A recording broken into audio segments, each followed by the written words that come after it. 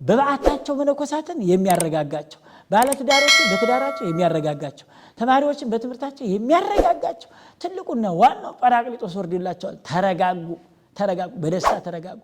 በዓለም ብዙ ስራዎች፣ ብዙ በጎ ምግባራት፣ ብዙ ትሩፋት፣ ብዙ ተዋልጦ ተገድል፣ ብዙ የጽድቅ ስራዎች አሉና እኒህን ተሰርቶ የምትወረስ በመሆኗ ምክንያት ብዙ ቤት አለ። ቤቲቱ አንዲት መንግስተ ሰማያቱን አሳለ መግቢያ መንገዷ ብዙ ነውና ብዙ ቤት አለ ብሎ ተናገረ። እግዚአብሔር ያሳያችሁ። አሁን የሰከረ ሰው ስንኳን የሌላ ሰው ቋንቋ የራሱን ቋንቋ አከናውን ይናገራል። የሰከረ ሰው ምላሱ እንዴት እንደሚታሰል ሰካራሞች ያውቁታል። በእውነቱ ይሄን የሰከሩ ሰዎች ያውቁታል። ሰው መጠጥ ሲጠጣ ኃይለ ቃሉን ረስቶ አንደበቱ ተኮላትፎ ቤቱን ትቶ መንገድ ስቶ የሚሄድ እንጂ የሌላውን ቋንቋ አመልቶ አስፍቶ የሚናገር አንድ ጊዜ ተናግሮ 3000 ክርስቲያን የሚያስተምር መቆየት ሲባል ተበታትኖ ተለያይቶ አይደለም። የታዘዙትን እያደረጉ በአንድነቱ ነው። በኢየሩሳሌም አርገማብየሆሙ ወይቤሎሙ ጰራቅሊጦስሃ እፌኑ ለክሙ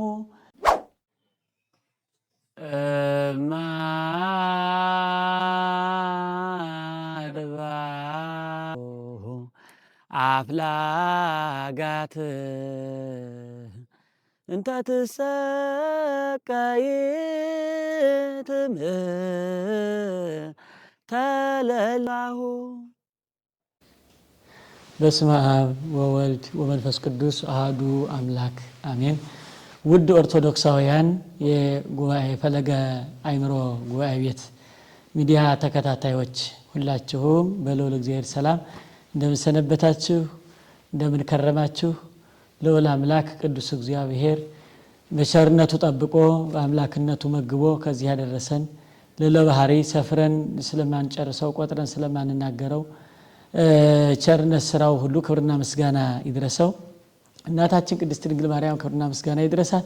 ቅዱሳን አባቶቻችን ሁሉ ክብርና ምስጋና ይድረሳቸው። እንኳን ለበዓለ ጰራቅሊጦስና ለታላቁ ለአባቶቻችን ጾመ ሐዋርያት ዕለት በሰላም አደረሰን አደረሳችሁ። በእውኑ እንግዲህ እንደሚታወቀው ቤተክርስቲያናችን በየዘመናቱ የማይጠገበውን ምስጢሯን ዝግጁ እያደረገች በየሳምንታቱ በየዕለታቱ ትመግበናለች። በእውኑ ይችነን ማየ ሕይወት ነቃ ሕይወት የሕይወት ምንጭ የሆነች ቤተክርስቲያናችንን አክብረን በቤተክርስቲያናችን ውስጥ የሚገባውን ስርዓት ተምረን እንደ ቤተክርስቲያናችን ስርዓት ኑረን አባቶቻችን ከገቡባት ርስተ መንግስተ ሰማያት እንድንገባ የቸሩ አምላካችን ቅዱስ ፈቃድ ይሆነልን። እንደሚታወቀው በቤተክርስቲያናችን ስርዓት መሰረት ከትንሳኤ ጀምሮ እስከ ጰራቅሊጦስ 50 ቀን ጰራቅሊጦስን በዓለ ትንሳኤን ስናከብር ሰንብተናል። ደግሞ ዛሬ ከጰራቅሊጦስ በዓል ጀምሮ እስከ 7 ቀን ለተከታታይ ዕለት በዓለ መንፈስ ቅዱስ የጰራቅሊጦስን በዓል ለተከታታይ 7 ዕለታት እናከብራለን። ቤተክርስቲያናችን እንደነዚህ አይነት እንቁ የሆኑ ምስጢር የሚገኝባቸው ሕይወት በረከት የሚያሰጡ በዓላትን ጨምራ ለልጆቿ ለምእመናን እንዲያከብሩ ስራ ሰርታለች። አንድ ቀን ብቻ አይደለም፣ እንዲሁ ተከታታይ አድርገው እንዲያከብሩት። ምክንያቱም ከበዓሉ የሚገኘው በረከት፣ የበዓሉ አብይነት ታላቅነት፣ በበዓሉ የሚተረጎሙ መጻሕፍት፣ በበዓሉ የሚነገሩ ምስጢራት እንዲህ በርካታ ከመሆናቸው የተነሳ ታላላቁን በዓላት ዘለግላለ ጊዜ ተጨማሪ ዕለታትን ታከብራለች። ዘመነ ልደትን ያየን እንደው ከታኅሳስ 29 ጀምሮ እስከ አብይ ጾም መግቢያ ዘወረደ እስከሚለው እሁድ ድረስ በዓለ ልደትን ነው የምናከብረው። በዓለ ጥምቀቱን በዓለ አስተርእዮ እያልን የክርስቶስን ሰው መሆን ጾሙንም እንዲሁ ለ55 ቀናት አክብረነዋል። አሁንም ደግሞ የጌታችንን ትንሣኤ ለ50 ቀን አክብረን ነበር። የመንፈስ ቅዱስን መውረድ ከሶስቱ አካላት አንዱ የሆነው እግዚአብሔር አብ፣ እግዚአብሔር ወልድ፣ እግዚአብሔር መንፈስ ቅዱስ ከሶስቱ አካላት አንዱ የሆነውን ልዩ አካል፣ ልዩ መልክ፣ ልዩ ገጽ ያለው በአምላክነት በጌትነት በስልጣን በመንግስት ከአብ ከወልድ ጋር አንድ የሚሆነውን የመንፈስ ቅዱስን በዓል ለተከታታይ 7 ዕለታት እናከብረዋለን። ከመጀመሪያው የጰራቅሊጦስ ሳምንት ካከበር ነው በዓል ጀምሮ እስከ ዛሬዋ እሁድ ድረስ ያለው በዓለ ጰራቅሊጦስ በመባል ይታወቃል። ይኸውም እንደ እንግዳ ደራሽ እንደ ውሃ ፈሳሽ አይደለም። ክርስቲያኖች ለምንድን ነው ቤተክርስቲያናችን እንዲህ ደጋግመን እንድናከብር ስርዓት ይሰራችልን። ስለዚህ እኒህን በዓላት በተከታታይ የምናከብርባቸውን ምክንያቶች ዘርዘር አድርገን በተወሰነ መልኩ እናቀርባለን። የመጀመሪያው በበዓለ ጰራቅሊጦስ ዕለት የትንሣኤውን ቃለ እግዚአብሔር ነው ቤተክርስቲያናችን ያከበረችው፣ ቤተክርስቲያናችን የዘመረችው፣ ከልጆቿ ጋር አምላኳን አስገኟን የዘመረችው ቤተክርስቲያን የትንሣኤውን ቀለም ነበር በዳግም ትንሣኤ የዘመርነውን የጰራቅሊጦስ ብለነዋል። ዝማሬውንም መልእክቱም ወንጌሉም በማህሌቱም በቅዳሴውም በጠቅላላ ያለው የትንሣኤውን ዕለት ነበር። የሥላሴን አንድነት የሚያስረዳ ቤተክርስቲያናችን ከአንድ አምላክ የተገኘች የአንድ አምላክ መመስገኛ መገለጫ ናትና የአንዱን ቃለ እግዚአብሔር በአንድ ቀን የተገለገለችበትን ቃለ እግዚአብሔር አሁንም ጨምራ ትገለገልበታለችና በጰራቅሊጦስ ብለን ነበር። በዛሬው እሁድ ደግሞ ለራሱ ለመንፈስ ቅዱስ ሊቁ ቅዱስ ያሬድ ወንጌልን ብሉያትን ሐዲሳትን የአባቶቹን የሊቃውንቱን ምስጢር አዋህዶ አዛምዶ በተገለገለበት ምስጢር መሰረት በዛሬው ዕለት የጰራቅሊጦስን የመንፈስ ቅዱስን መውረድ መሰረት አድርጎ ይከበራል። ስለዚህ ዛሬ ቅዳሜ ለእሁድ ሌሊት አባቶቻችን የሚዘምሩትን መዝሙር እርሱን ልላችሁና በቅዳሴው የሚነበቡ መልእክታት ከዕለቱ ከጰራቅሊጦስ በዓል ጋር የሚያዛምዳቸው ምንድነው? በዓለ ጰራቅሊጦስን አከበርን ስንልስ ምን አድርገን ስናከብረው ነው? በጰራቅሊጦስ ውስጥ የተገኙ ምስጢራትስ ምን ናቸው? በጰራቅሊጦስ ዕለት በበዓለ መንፈስ ቅዱስ ዕለት የተጠቀሙ ሰዎችን ታሪክ፣ በጰራቅሊጦስ በመንፈስ ቅዱስ መውረድ የተገኙ ምስጢራት፣ እነዚህን ሁሉ የምናይበት ይሆናልና ውድ ኦርቶዶክሳውያን ለተወሰነ ደቂቃ ይህንን መልእክት እንድትከታተሉ በልዑል እግዚአብሔር ስም ጋብዛለሁኝ። ሁላችንም እንማርበት፣ ሁላችንም እንመከርበት፣ ሁላችንም አምላካችን እግዚአብሔርን እያመሰገን ከክፋት ወደ በጎነት፣ ከሐሰት ወደ ጽድቅ ወደ እውነት፣ ከሲኦል ወደ መንግሥተ ሰማያት ወደ ገነት እንድንገባ አምላካችን እግዚአብሔር ይርዳን። ይህን ካልኩ በዛሬው ዕለት አባቶቻችን እንደሚታወቀው በምልዕተ ጸጋ የጸጋ ግምጃ ቤት ናትና ቅድስት ቤተክርስቲያን ሁለት መዝሙራት አሉ። ይሁን ቤተክርስቲያናችን የጸጋ ግምጃ ቤት ከመሆኗ የተነሳ እንጂ መለያየት ማለት አይደለም፣ ያለ መግባባት ያለ መገናኘት ማለት አይደለም። ቤተክርስቲያን የጸጋ ግምጃ ቤት ናትና የድጓ መምህራን የላይ ቤት አቋቋም መምህራን ባሉበት አርገ እምኀቤሆሙ ይሆናል መዝሙሩ። በታች ቤት መምህራን ማለት ቤተልሔምና ጎንደር ሁለቱ የቤተክርስቲያናችን ሁለቱ አይኖቿ ክልያ አጥባትኪ ተብሎ የተነገሩላት ቤተልሔምና ጎንደር በዓታ አቋቋምና ድጓው የሚመሰከርባቸው እነዚህ ሁለቱም የራሳቸው የሆነ መገለጫ፣ የራሳቸው የሆነ መለያ፣ የራሳቸው የሆነ አዋጅ አላቸውና በዚያ መሰረት ቤተልሔም ላይ ሄደው አስመስክረው ተምረው ተመርቀው የመጡት የድጓ መምህራን አርገ እምኀቤሆሙ ይላሉ። ጎንደር ላይ ሄደው የተማሩ ያስመሰከሩ አባቶቻችን ደግሞ የአቋቋም መምህራን ወረደ መንፈስ ቅዱስን ይዘምራሉ። ያ ማለት ቤተልሔምም ጎንደርም ያገር ስም ነው። ይህን ስላችሁ የሁለቱም ቦታዎች የሚሰጡትን ምስጢር መግለጽ እንጂ ሁለቱ ቦታዎች የራሳቸው የሆነ መገለጫ አላቸው ማለት አይደለም። እርግጥ ነው የራሳቸው የሆነ ታሪክ አላቸው፣ የራሳቸው የሆነ ምስጢር አላቸው። ይሁን እንጂ በቦታው ሰዎች ይጠራሉ፣ በሰዎቹ ቦታ ይጠራሉ። ላይ ቤት ታች ቤት ተብሎ ይጠራል። ላይ ቤት ታይ ቤት ማለት የፎቅና የምድር ቤት ማለት አይደለም። የቃለ እግዚአብሔር የራሱ የሆነ ቤተክርስቲያን የምትገለገልበት ጸጋዋ መገለጫዋ ማለት ነው። እንዲሁም ተክሌ ብለው ጎንደር ብለው ይጠራሉ። ተክሌ አቋቋሙን የደረሰው ሊቅ አባት ስም ነው።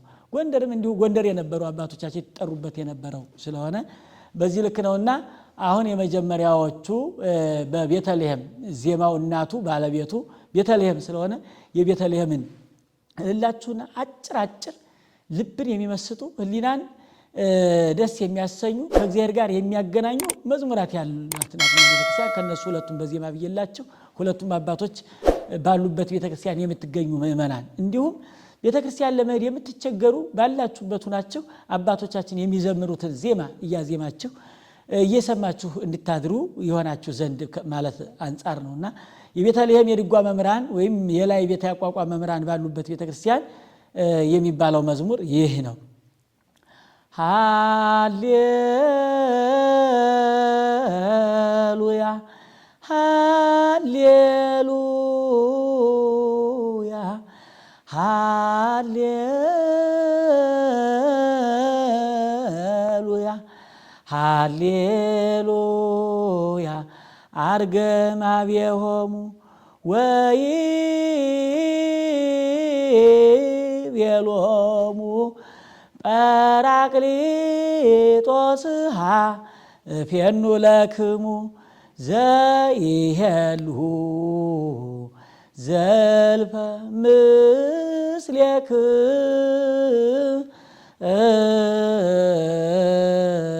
ምስሌክሙ ኢየሃድገክሙ እጓለ ማውታ ትኩኑ ዘይክል ዓለምነ ሲኦቶ ይላል።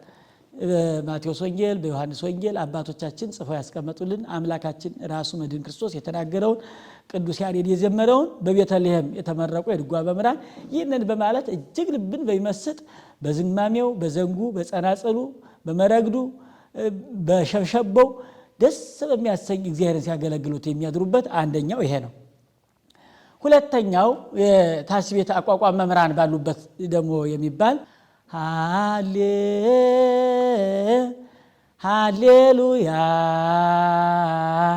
ወረደ መንፈስ ቅዱስ ላይለ ሐዋርያት ከመዘ እሳት ወተናገሩ በነገረ ኩሉ በሐውርት ይላሉ። ያቋቋም መምህራን ባሉበት ቦታ የሚዘመው ደግሞ ይሄ ዝማሬ ነው። ወረደ መንፈስ ቅዱስ ላይለ ሐዋርያት ወተናገሩ በነገረ ኩሉ በሐውርት የሐዋርያት ሥራ ምዕራፍ 2 ከቁጥር 1 ጀምሮ ያለውን በዕለቱ በጰራቅሊጦስ መንፈስ ቅዱስ ለሐዋርያት ሲወርድ የተደረገውን ምስጢር አከናውነው በዜማ ቅዱስ ያሬድ የደረሰውን ከአባቷቸው ከቅዱስ ያሬድ ያገኙትን ዜማ እንዲህ እያሉ ያገለገሉ ያድራሉ ማለት ነው። ይሄ አርገመ አብየሆሙ የማቴዎስ የሉቃስ ወንጌል ምዕራፍ 24 ያድገክሙ ጓለ ማውታ ትኩኑ ዮሐንስ ወንጌል ምዕራፍ 14 ካይበ መጽወን አሳክሙ ይደንግጽክሙ ልብክሙ ተብሎ የተነገረውን ቅዱስ ያሬድ ጠቅለል አድርጎ በዜማ አሸብርቆ የዘመረው ክፍል ስለሆነ ሁሉም አባቶቻችን የሚዘምሩት ግን ወንጌል ነው። ከወንጌል የወጣ ዜማ የለም።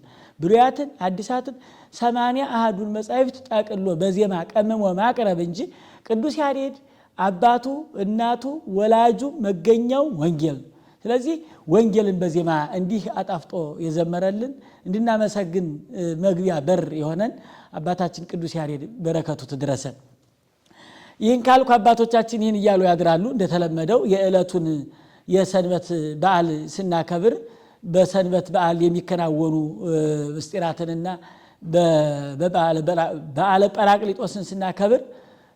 ጰራቅሊጦስን ስናከብር እያሰብን እያነበብን እየዘመርን እየጸለይን እናገለግልባቸው የሚገቡ በዕለቱ የተመደቡ በከመ አዘዙነ መምህራነ ቤተክርስቲያን የቤተክርስቲያናችን አባቶች የሰሩልን ስራ ስለሆነ እሱን ማየት አስፈላጊ ስለሆነ ነውና ይህን እያሉ ከነጋ በኋላ እንደተለመደው በሰዓቱ 11 ሰዓት እሁድ ቅዳሴ ይገባል። በቅዳሴው መካከል የሐዋርያው የቅዱስ ጳውሎስ መልእክት ወደ ኤፌሶን ክርስቲያኖች ጽፎ በላከው መልእክቱ ምዕራፍ 4 ከቁጥር 1 ጀምሮ ያለው መልእክት ይነበባል።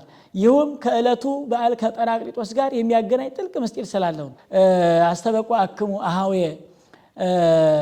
አስተብቆተ ዘመንፈስ ቅዱስ ከመ ትኩኑ አሐደ ሥጋ ወአሐደ መንፈሰ አንድ ሥጋ አንድ መንፈስ እንደ አንድ ልብ መካሪ እንደ አንድ ቃል ተናጋሪ ሆናችሁ በአንድነት ተከባብራችሁ ተረዳድታችሁ ተጋግዛችሁ ኑሩ የሚለውን እማልዳችኋል። አስተበቁ አክሙ አሃዌ አነ ጳውሎስ ሙቁሁ ለክርስቶስ የክርስቶስ እስሩ በክርስቶስ ፍቅር የታሰርኩ ስለ ክርስቶስ ወንጌል የታሰርኩ እኔ መምህራችሁ ጳውሎስ እማልዳችኋለሁ እያለ በመካከላቸው መለያየት እንዳይኖር መረዳዳት እንዲኖር መተጋገዝ መደማመጥ እንዲኖር ለሃይማኖታቸው እንዲጸኑ በምግባር እንዲቀኑ ሐዋርያው ቅዱስ ጳውሎስ ከመ ትኩኑ አሐደ ሥጋ ወአሐደ መንፈሰ እንደ አንድ ልብ መካሪ እንደ አንድ ቃል ተናጋሪ ሁኑ እያለ ያመሰገነውና ጽፎ የላከላቸውን እርሱን መልእክት ቤተክርስቲያናችን ዛሬም ለኔና ለናንተ አንድ እንድንሆን እንድንተሳሰብ እንድንረዳዳ እንድንተጋገዝ በጸሎት በጉልበት በሐሳብ በገንዘብ አንዱ ክርስቲያን አንዱን ክርስቲያን እያገዘው አንዱ ለአንዱ እያሰበ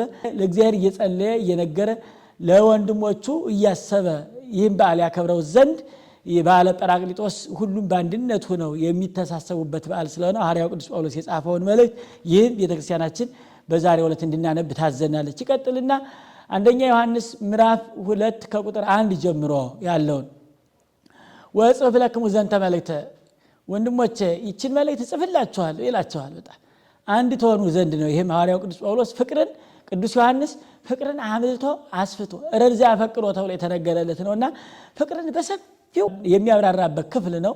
በእውነቱ መልእክተ ዮሐንስ የዮሐንስ መልእክት ስለ ፍቅር በጣም ሰፊ ጥልቅ ምስጢር ያለው ነውና ነገረ መንፈስ ቅዱስን ወግደ ጰራቅሊጦስ ማህበ አብ ኢየሱስ ክርስቶስ ከአብ ዘንድ የተገኘ በአብ የተገኘ ከአብ የተላከ የኢየሱስ ክርስቶስ ሕይወት መድኃኒት የኢየሱስ ክርስቶስ ሕይወት የሚሆን ጰራቅሊጦስ በመካከላችን አለና ይችን ጽፍላችኋለሁ እያለ ፍቅርን ትሕትናን ትዕግስትን አምልቶ አስፍቶ በተናገረበት መልእክቱ የጻፈውን መልእክት ቤተክርስቲያናችን በዚህ ዕለት እንድናነበው እንድንጸልየው እንድንማረው እንድንኖረው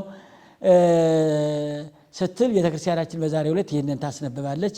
ይቀጥልና በሐዋርያት ሥራ ግብረ ልዑካን የሐዋርያት ሥራ ምዕራፍ 2 ከቁጥር 1 ወአመ ተፈጸመ መዋዕለ ጴንጠቆስጤ 50ኛው ቀን በተፈጸመ ጊዜ የመንፈስ ቅዱስን ወመጻ ድምጽ ግብተ ከመ ድምጸ ነፋስ አውሎ እንደ ነፋስ አውሎ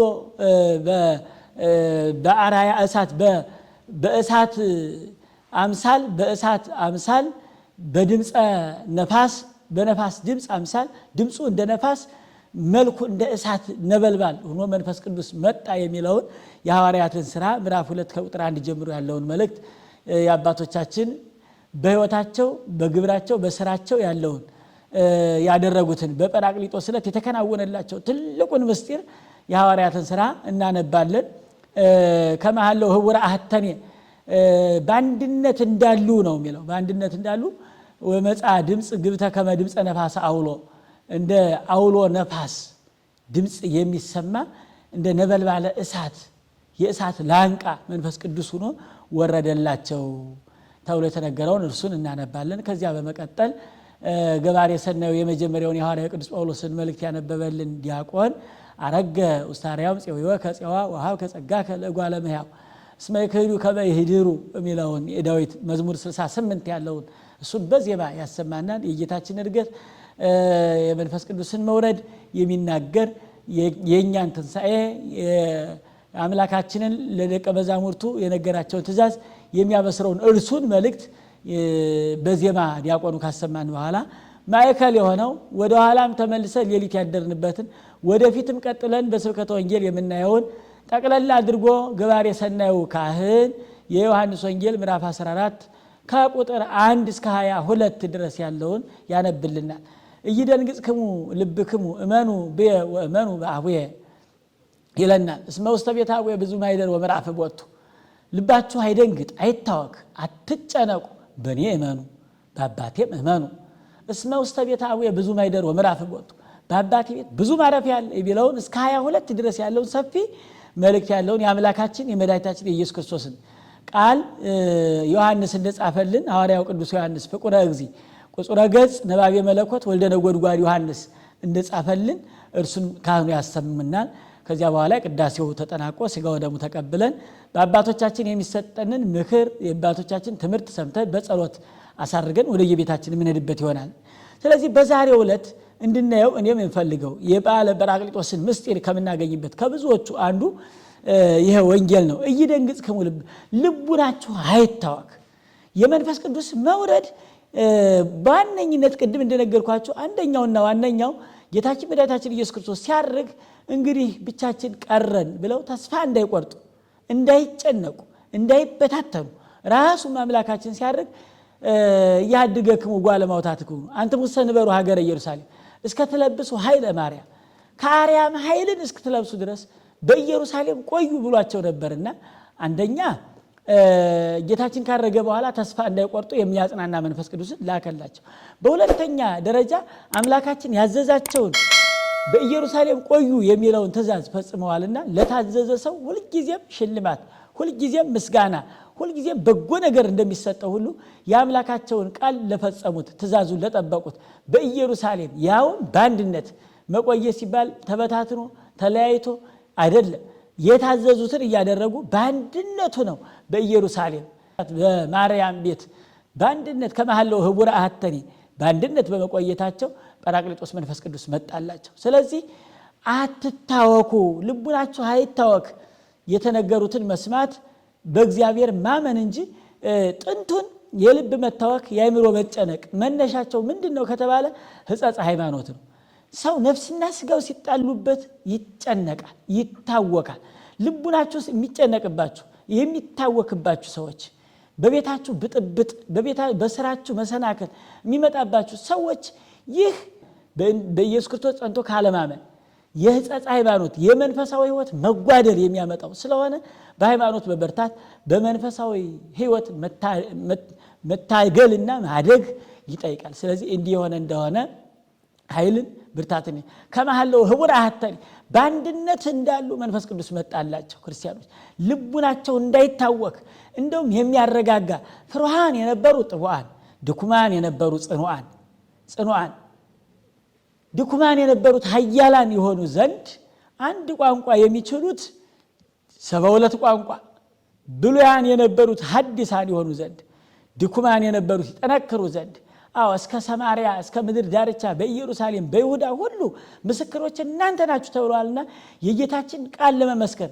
በአላውያን መኳንንት በመናፍቃን ጳጳሳት ፊት ለመናገር ሞገስን ጸጋን የሚያስገኛቸው ኃይልን ብርታትን የሚሰጣቸው ምስጢርን የሚገልጽላቸው መንፈስ ቅዱስን የሚቀበሉ ናቸው። ልቡናችሁ አይደንግጥ። በተለይ ወንጌልን ለማስተማር ለመሰማራት በክርስትና ለመኖር ትልቁና ዋናው አስፈላጊ ነገር መንፈስ ቅዱስን መልበስ፣ ኃይለ መንፈስ ቅዱስን መንሳት፣ ጸጋን ማግኘት ምስጢርን ይገልጣል፣ ኃይልን ጸጋን ሞገስን ያድላልና አባቶቻችን ሐዋርያት በአንድነት እንዳሉ ከመሰማራታቸው አስቀድሞ መንፈስ ቅዱስን ተቀበሉ። እይደንግጽክሙ ልብክሙ ዛሬም ልቡናችሁ የሚታወክ መረጋጋት ያጣችሁ፣ ሰላም ፍቅር የጎደለባችሁ፣ በቤተሰቦቻችሁ አለመግባባት፣ በትምህርታችሁ መታወክ፣ በጤናችሁ በተለያየ ምክንያት እንዲህ አይነት ችግር ጭንቀት የሚገጥማችሁ ሰዎች አሁንም ኃይለ መንፈስ ቅዱስን ለማግኘት በመንፈሳዊ ሕይወት መጠንከር፣ ወደ ቤተ እግዚአብሔር መገስገስ፣ እግዚአብሔር ያዘዛቸውን ትእዛዛት መፈጸም ያስፈልጋል። ኢየሩሳሌም መቆየት ማለት ነው።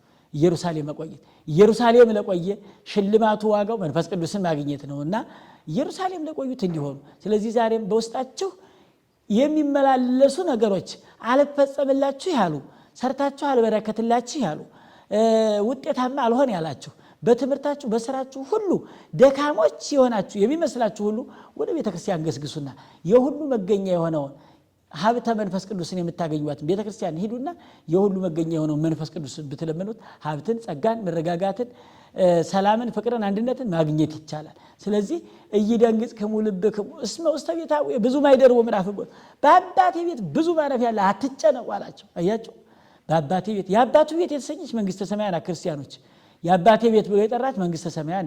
ነገር ግን ብዙ አላት። አሁን ብዙ መንግስተ ሰማያት አለ ማለት ነው አይደለም። ብዙ መንግስተ ሰማያት ኑሮ አይደለም።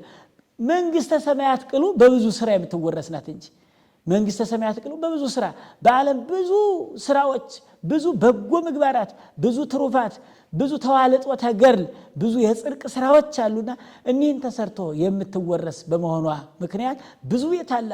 ቤቲቱ አንዲት መንግስተ ሰማያቱን አሳለ መግቢያ መንገዷ ብዙ ነውና ብዙ ቤት አለ ብሎ ተናገረ አምላካችን እግዚአብሔር። አንዲት ሆና ሳለ መንግስተ ሰማያት በብዙ ስራዎች መንገድ እንድንገባባት የፈቀደልን ክብርና ምስጋና ይድረሱ። በእውኑ እኔና እናንተስ ለመንግስተ ሰማያት መግቢያ የሚሆኑ በርካታ ስራዎች አሉ። በእውኑ ማንኛውን ሰርተን ይሆን? የተራበውን በማብላት፣ የተጣላነውን በመታረቅ፣ ንስሐ በመግባት፣ ስጋው ደግሞ በመቀበል፣ በመመጽወት፣ በመጾም፣ በመጸለይ ድል የምንነሳበትን ይህን የሐዋርያትን ጾም አባቶቻችን መንፈስ ቅዱስን ከተቀበሉ በኋላ ኃይልን ብርታትን ካገኙ በኋላ ለአምላካቸው ያቀረቡት በጎ ነገር በጾም በጸሎት ስራ ከመጀመራቸው አስቀድሞ በጾም በጸሎት በመትጋት ህይወታቸውን በማበርታት በጾም እንደጀመሩት በጾም በርትተናል፣ በጸሎት በርትተናል፣ በመጽዋት ተግተናል፣ በሰይድ ተግተናል፣ በበጎ ነገሮች ተግተናል፣ በንስሐ ህይወት ተግተናል። እንዲህ ነው በብዙ ትወረሳለች ሲል በብዙ መንገድ የምትወረስ ናት አለ። አንዷን መንግስተ ሰማያትን በብዙ መንገድ እንድንወርሳት ያደረገ። ነገር ግን ብዙ ስራዎች አሉ ክርስቲያኖች ባለ ብዙ ስራዎች ቢኖሩም እንኳን ከብዙ ስራዎች በአንዷ መጽናት ያስፈልጋል። ምክንያቱም መመንኮስም በጎ ነው፣ ማግባትም በጎ ነው፣ ሁለቱም በጎ ነው። ነገር ግን ሁለቱንም ለመያዝ አይቻልም። አንዱን ለይቶ በመስራት መንግስተ ሰማያት ብዙ ስራዎች አሉ። ከብዙዎቹ አንዱን እንኳን ጥርት አድርጎ በመስራት መንግስተ ሰማያት መግባት ይቻላልና በአንድ ላይ እንዳሉ በማርቆስ እናት መንፈስ ቅዱስ ሲመጣላቸው በጣም እጅግ ጰራቅሊጦስ ወርዷልና እጅግ ተደሰቱ፣ እጅግ ተጽናኑ።